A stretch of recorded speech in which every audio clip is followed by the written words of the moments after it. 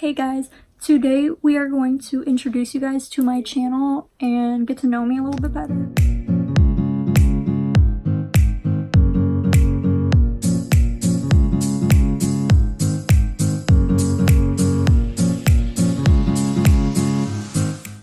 My name's Haley Bottress.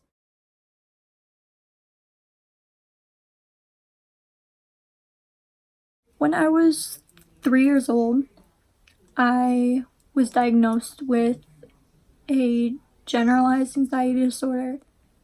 I started seeing a therapist and really taking care of it at the age of 4 or 5. The hardest thing for me while I was doing all that, recently I just had to say goodbye to a doctor I've been seeing since I was 4, 5. That was because she works with, kids, and now that I'm an adult, she wants me seeing someone that specializes in adult anxiety and all that. So I recently had to say bye to her, and that was really tough because she helped me out this whole journey, and I just say goodbye to her. It was hard. So but I also had experienced that before, so it was nothing new to me. It was just, she was the longest doctor I had been with. So when I was younger, my first therapist, I'm not going to say his name, but he was such a good therapist, and he helped me so much. And we would always do all these things, and I never understood how much it helped me till I grew older, and then I realized how much it really helped and what he was doing and how it would help. Seeing him for a couple years, and then I don't know exactly how long it was, but it was a while we were seeing each other, and then he had to retire. So I said goodbye to him, and that was I want to say that was my first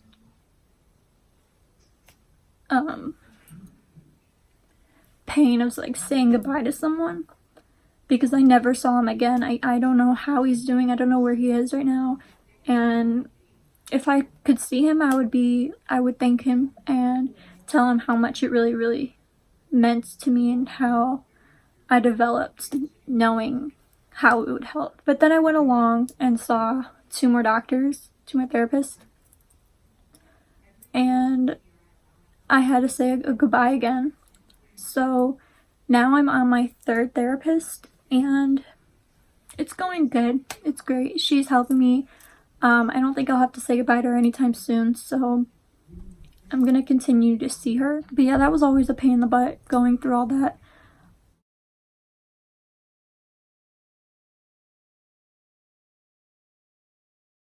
I was on Zoloft my whole life. I want to say since I was really little to not too long ago, actually.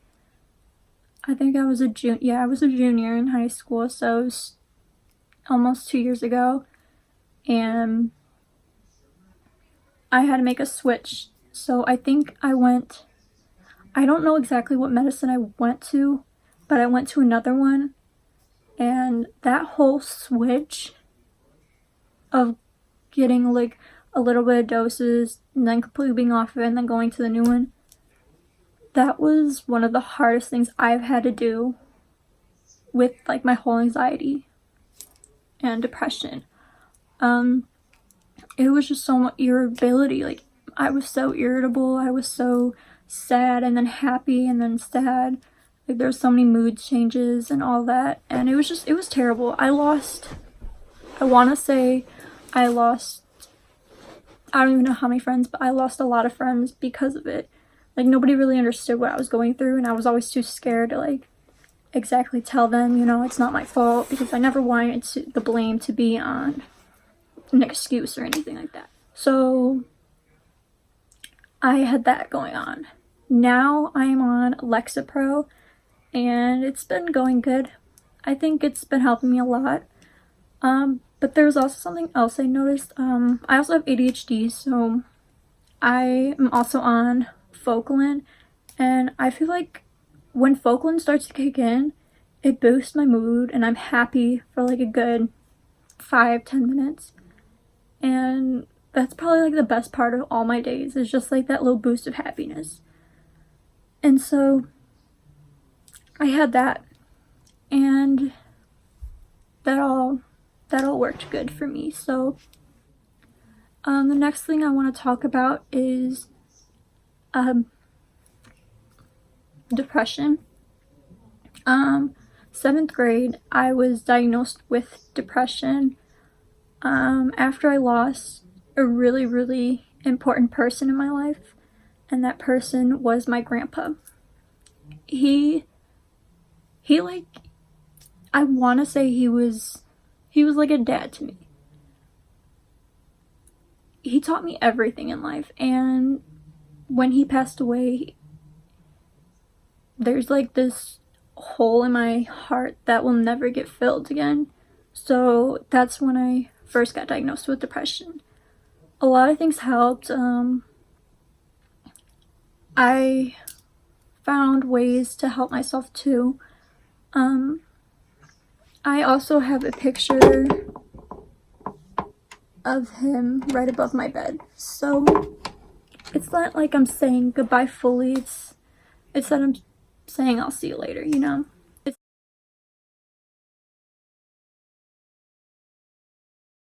When I was also a junior in high school, I did start this thing at my school.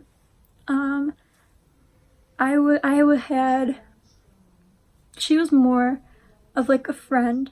She was like in her first steps of becoming a school counselor, and we would always have these meetings during like the free hours at school. So there was only a few kids, but I was the one that like really stayed with her. She introduced me one day to a semicolon, and I didn't know what a semicolon meant. So she started telling me about it, and she's like, my story isn't over yet. Your story isn't over yet. And I was like, what do you mean? And she's like, well, you're the author and the story's your life, so it's not over yet. That's what a semicolon technically means. It means like you're not finished with the sentence yet. So I thought that was so inspiring, and that helped me so much. I remember I made so many of these, but let's see if I can get one that has like a sticker on it. They were like these little things. They were pins and all that. I handmade them. I never charged anybody for them. I would just put them out on a table along with semicolon sticker. And I had this big poster. I had the Photoshop make me, and I had them all around the school. I'll try finding pictures and showing you guys, but I gave them out for free at lunch and like let everyone know a little more meaning on what the semicolon is. So I did that. I remember I was also filmed there because they always had like this Tribe TV thing, so I was on there explaining a little more of it. I'll try finding a video from that throwback, and I'll try popping it up. Hi, I'm Haley Botchers. I'm a junior at Lake Central. I wanted to do this semicolon project. Heather actually introduced me to it, and I mean, I've been going through anxiety since I was 4, depression since 7th grade. I've been bullied. I have ADHD. My whole life I've had that stuff, so I wanted to like maybe save a life or tell people that you're not alone. So I made a lot of bows for support for mental health, and the semicolon represents that your life's not over. You're the author of your story. This was just like hit me hard, and I heard a friend who just lost somebody to suicide, and that was kind of the turning point. And I'm like, I've heard enough. Like this, something needs to change. So I hope people understand that they're not alone, and I'll always be there if anybody needs me. The the green represents mental health. The semicolon, it explains it on the poster. It's just like a, hey, you're not alone type of thing. On April 16th is National Semicolon Day. So on that day, I did get my tattoo, my very first tattoo. And I got it on my left arm, which was mostly the arm I would cut myself on. And when I got that tattoo, I promised myself to never, ever, ever cut again. Never do anything like that again. So this is my tattoo. I got the heart to match it with the semicolon. And ever since that day, I haven't done any of that. I promised myself that. And then I think it was on my birthday, my friend Hannah got me this bracelet. It says, "My story isn't over yet," with a little semicolon thing. And I wear it all the time. And it's just, it makes me happy knowing about it. Senior year, I did find this website. It was called Bonfire. It's like an app you can like make your t-shirts on and sell them online. I made the shirt I'm wearing right now. I'll show you guys. I'll flip the camera over and I'll show you guys. But I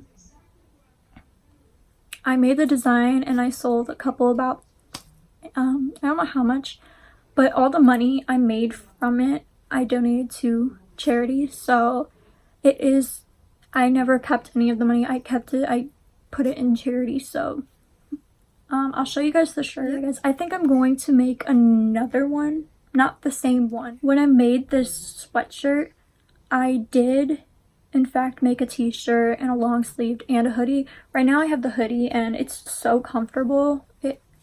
I didn't think it was gonna be this comfortable, but it's so comfortable. But yeah, I'm going to make another shirt and sweatshirt and all that. I'll link my Bonfire account in the description, so you could just click on the link and look to see if I made anything. And if I haven't, then you could just keep on looking, because I promise you guys I will be making another shirt or hoodie or whatever. But it has to get like a certain amount of people that want to buy it before it sells. If it doesn't, then you'll just get refunded the money and no problem. If you guys have any suggestions, it doesn't have to be on the semicolon, it could be on anything, any charity based thing. You could always just let me know and I'll be happy to do it for you guys. So that's a little bit about me. That's my story.